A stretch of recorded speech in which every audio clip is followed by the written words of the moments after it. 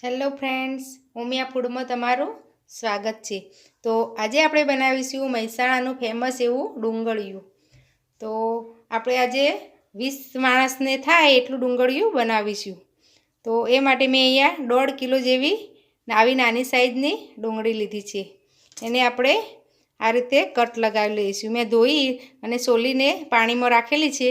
હવે એને આપણે આ રીતે કટ કરાવેલી છે। આ રીતે ચાર આપણે જેમ ભરવા રીંગણની બનાવીને કરીએ એ રીતે આપણે કટ લગાવી લેવાના। ડુંગળી બને ત્યાં સુધી નાની જ લેવાની, પણ જો બહુ નાની ના મળે તો આ રીતે પછી તમારે 2 પાર્ટ કરી દેવાના। આમ કાપા પાડી અને 2 પાર્ટ કરી દેવાના। બને ત્યાં સુધી નાની જ લેવાની, ના મળે તો પછી 2 પાર્ટ કરી દેવાના। તો મેં આ રીતે બધી ડુંગળીને કટ લગાવી લઈશ। તો અહીંયા મેં બધી ડુંગળીના આ રીતે કટ લગાવી લીધા છે। જે મોટી હતી એના રીતે ફાડ કરી અને કટ લગાવ્યા છે। તો હવે આપણે ડુંગળી બનાવવાનું શરૂ કરીશું। તો મેં એક મોટું તપેલું લીધું છે। એમાં આપણે 1.5 કિલો ડુંગળી છે તો 1.5 કિલો તેલ લીધું છે। તેલને હવે આપણે ગરમ થવા દઈશું। તેલ ગરમ થાય એટલે હવે આપણે એમાં જે કટ કરીને ડુંગળી રાખેલી છે એ એડ કરી દઈશું।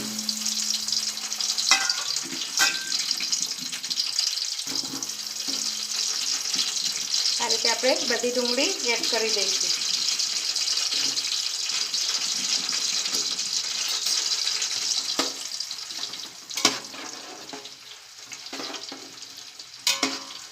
હવે એને આપણે ચડવા દઈશું। ડુંગળીને આપણે સરસ એકદમ ગળી જાય એ રીતની આપણે ચડવા દેવાની છે। ગેસ મીડિયમ રાખવાનો અને ડુંગળીના બધા આ રીતે પોખ્યા છૂટા થઈને ગળી જાય ત્યાં સુધી આપણે ચડવા દેવાની। અને આ રીતે આપણે હલાવતા જ રહેવાનું, નકર નીચે પછી ચીપકી જશે આપણી ડુંગળી।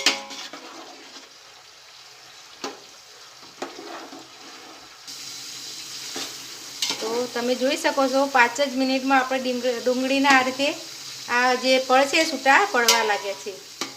આ રીતે આપણે સતત હલાવતા રહેવાનું અને ડુંગળીને બરાબર ગળવા દેવાની।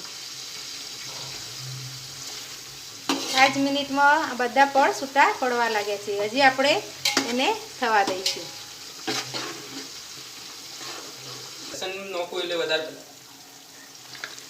તો તમે જોઈ શકો છો 10 મિનિટમાં તો આપણા ડુંગળી આખી હતી પણ એના બધા પળ છૂટા થઈ ગયા છે। હજી આપણે આને 10 મિનિટ જેવું હજી આપણે થવા દઈશું અને આ રીતે કન્ટિન્યુ હલાવતા રહેવાનું। તો તમે જોઈ શકો છો આપણી ડુંગળીનો કલર પણ ચેન્જ થઈ ગયો છે અને ગળી પણ ગઈ છે ડુંગળી। તો હવે એમાં આપણે લસણ એડ કરીશું। તો 1.5 કિલો ડુંગળી છે તો આપણે 1.5 કિલો લસણ લઈશું।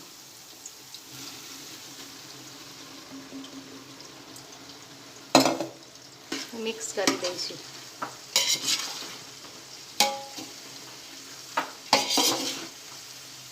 હવે આપણે લસણને પણ સરસ ચડે ત્યાં સુધી આપણે એનો કલર ચેન્જ થશે, ડાર્ક થોડો થશે ત્યાં સુધી આપણે થવા દઈશું। લસણ અને ડુંગળી ચડાવવામાં ઉતાવળ નહીં કરવાની, એ જો કાચું રહેશે તો આપણા ડુંગળીનો સ્વાદ નહીં આવે। હવે એને પણ આપણે ચડવા દઈશું। તો તમે જોઈ શકો છો લસણ નાખ્યા પછી પણ 10 મિનિટ થઈ તો હજી પણ લસણ થોડું કાચું છે એટલે હજી આપણે થવા દઈશું। આપણી ડુંગળી પૂરી તૈયાર થતાં ડુંગળીયું તૈયાર થતાં 1 થી સવા કલાક થાય। આપણે આટલા માપનું બનાવીએ ને તો સવા કલાક જેવું થાય। તો થોડી ધીરજ રાખી અને બનાવવાનું। હજી આપણે 5 મિનિટ જેવી લસણને થવા દઈશું। તો તમે જોઈ શકો છો 15 થી 20 મિનિટ થઈ। હવે આપણો લસણનો કલર ચેન્જ થઈ ગયો છે અને લસણ ચડી ગયું છે। હવે એમાં આપણે આદુની પેસ્ટ નાખીશું। તો મેં અહીંયા 150 ગ્રામ આદુની પેસ્ટ બનાવી છે તે એડ કરી દઈશું અને સાથે આપણે મરચાંની પેસ્ટ પણ એડ કરી દઈશું। તો મરચાં મેં 200 ગ્રામ મોળા મરચાં અને 50 ગ્રામ લવિંગિયા જે તીખા મરચાં આવે છે એ લીધા છે. એને પણ આપણે એડ કરી દઈશું. એ બધું મિક્સ કરી લઈશું.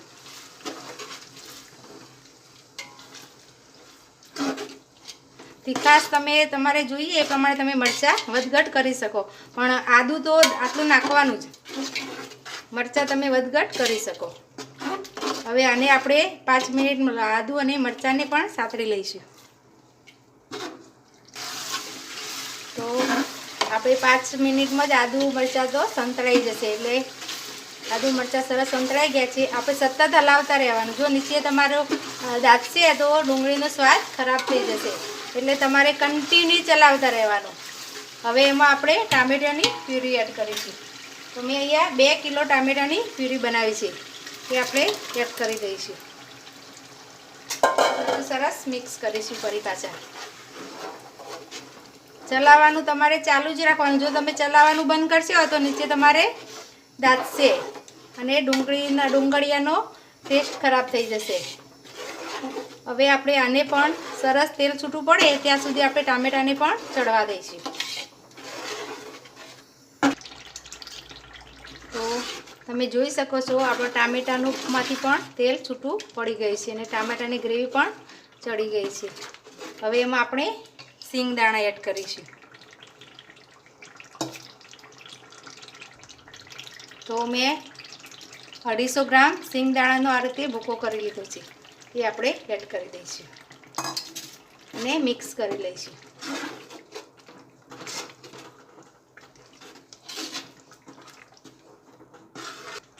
તો હવે મિક્સ થઈ ગયું છે બધું સરસ. હવે આપણે મસાલા કરીશું. આપણે 2 મોટી ચમચી જેટલી હળદર એડ કરીશું.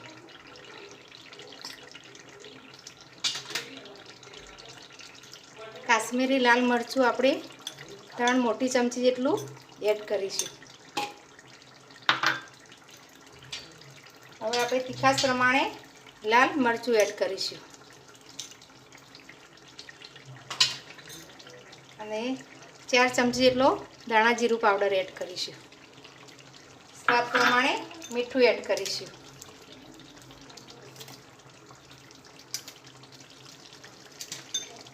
હવે એમાં આપણે આચાર મસાલો નાખીશું. તો 100 ગ્રામ જેટલો આચાર મસાલો છે.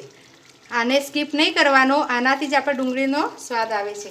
એટલે આચાર મસાલો તો આપણે ફરજિયાત એડ કરવાનો જ. હવે બધું સરસ મિક્સ કરી લઈશું.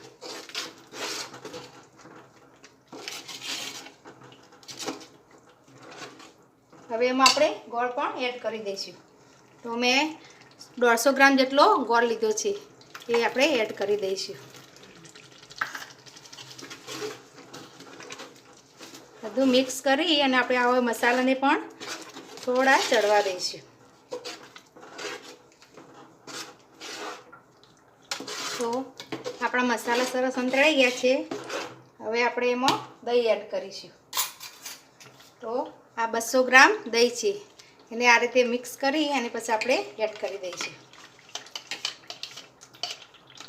હવે એમાં આપણે પનીર પણ હવે એડ કરી દઈશું. તો પનીરને આ રીતે આપણે સીણીને એડ કરીશું. તો મેં 150 ગ્રામ પનીર લીધું છે, અને આપણે આ રીતે સીણીને એડ કરી દઈશું.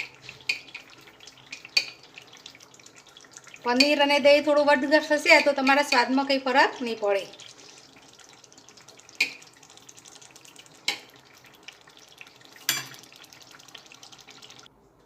હવે બધું આપણે મિક્સ કરી લઈશું.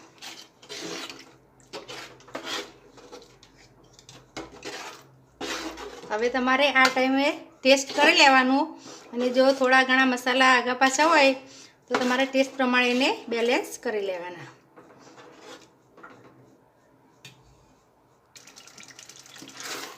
હવે એમાં આપણે 2 લીંબુનો રસ એડ કરીશું અને બધું સરસ મિક્સ કરી લઈશું.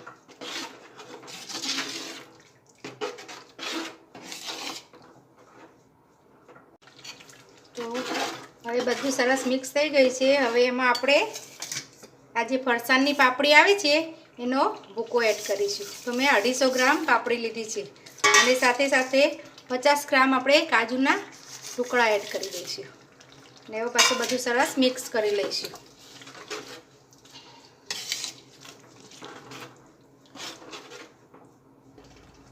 તો આપણી ડુંગળી હવે સરસ થઈ ગઈ છે. હવે આપણે ઉપર દાણા એડ કરીશું.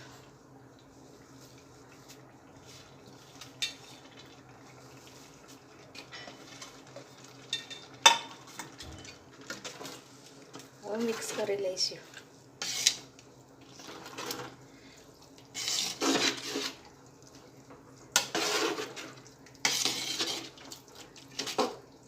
તો તૈયાર છે આપણું ડુંગળીયું.